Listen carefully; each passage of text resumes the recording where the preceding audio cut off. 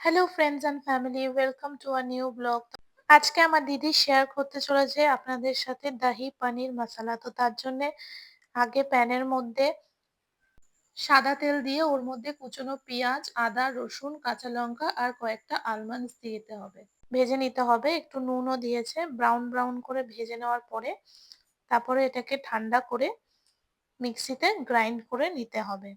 ভালো করে গ্রাইন্ড করে নিতে হবে যাতে একদম মিহি একটা পেস্ট হয়ে যায়।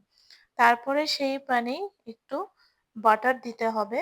বাটারটা মেল্ট করে গেলে ওর মধ্যে যে বেটে রাখা পেঁয়াজ, আদা, লঙ্কা, আলমন্ডস ছিল ওটা দিয়ে দিতে হবে। দিয়ে ভালো করে মশলাটাকে কষাতে হবে।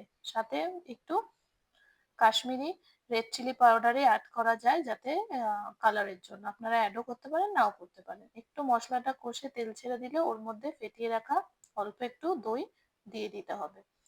দিয়ে ভালো করে হালকা একটু কষিয়ে তার মধ্যে ধনে গুঁড়ো, জিরে গুঁড়ো দিতে হবে।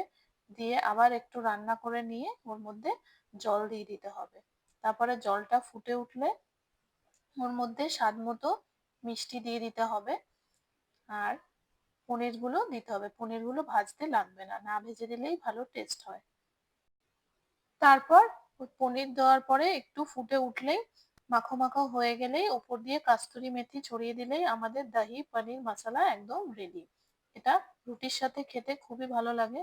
তো আপনারা বাড়িতে ট্রাই করবেন আর কমেন্ট সেকশনে জানাবেন কেমন হয়েছে খেতে। আমার তো দিদির হাতে এটা খেতে ভালোই লেগেছিল বেশ, তাই আপনাদের সাথে শেয়ার করলাম।